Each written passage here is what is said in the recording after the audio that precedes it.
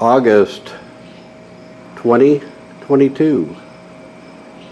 Time to get the old Model T tractor out of the shed. Got to get it running for the old steam power show. Threw the battery in, put some gas in it,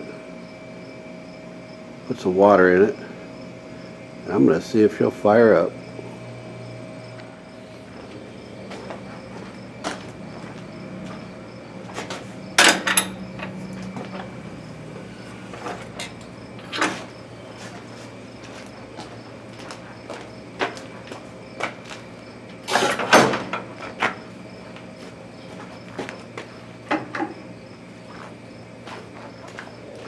Thing almost started by itself.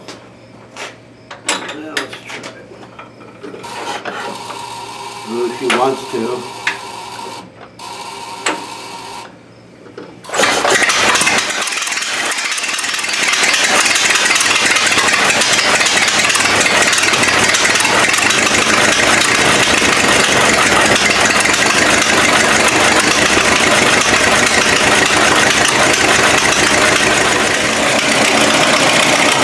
That was the fastest start ever. This thing just keeps getting better.